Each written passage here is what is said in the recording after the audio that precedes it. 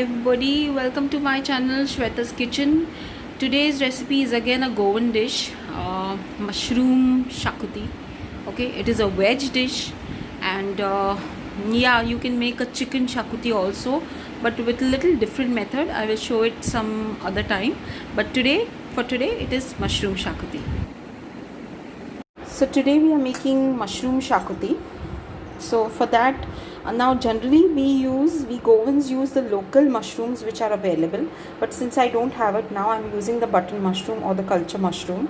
Okay, so I have taken around 15 mushrooms and diced them nicely, made them into big pieces. Okay, I need one small onion, okay, sliced, and one small onion diced. Okay, I need around half a cup of coconut. Okay, some red chili powder, around 1 teaspoon, around half a teaspoon haldi powder. Now for the spices, it's a very simple spice shakuti. We need around 10 to 12 peppercorns. We need 5 to 6 cloves. We need around 1 inch cinnamon stick, around 1 teaspoon of khaskhas or poppy seeds. We need around 1 teaspoon of mustard seeds or rye. Okay, some oil and salt to taste. Now let's get started. So in a kadai, I have taken very little oil, around 1 teaspoon oil, and to that I'm going to add my spices first and roast them. Okay, add my spices. So as you can see, I have added my spices. I'm going to roast them for some time. Don't burn them, just roast for a little while. And then you add your sliced onions to it.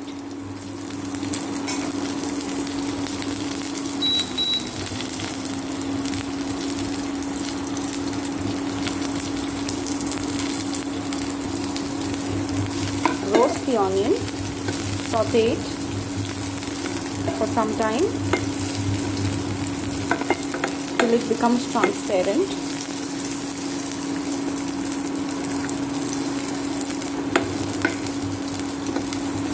In this you can add red chilies also, but since I don't have red chilies right now, I'm going to add chili powder.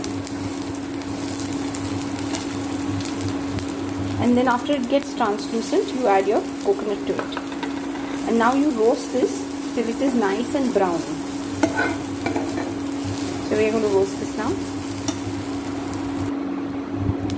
When this is nicely turned brown, see, this is turning brown. It still has to become a little brown. Don't burn it. Just keep roasting it. Halfway through, you add your chili powder and your haldi powder, and you roast it for some time.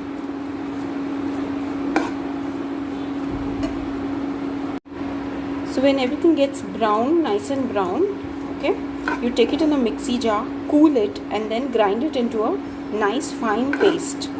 Okay, so we will wait for it to cool. Now as our masala is cooling, in the same pan, take a teaspoon of oil and you add your diced onion and saute them for some time.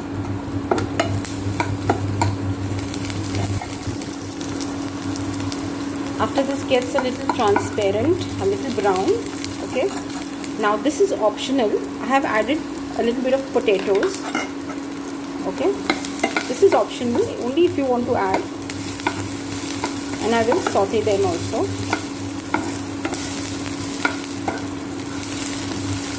Let them cook a little bit. So once these potatoes are cooked, you add your mushrooms to them and let the mushrooms cook a little bit. Okay, so we will let the mushrooms cook now. Now at this point, you add a little bit of salt, just a little bit.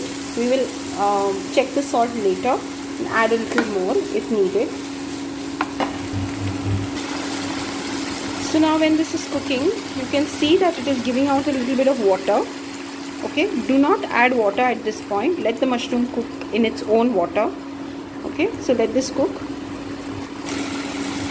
When the mushrooms get nice and soft, okay, it's nice and soft. Now you add your ground gravy. Okay, it's a nice brown color.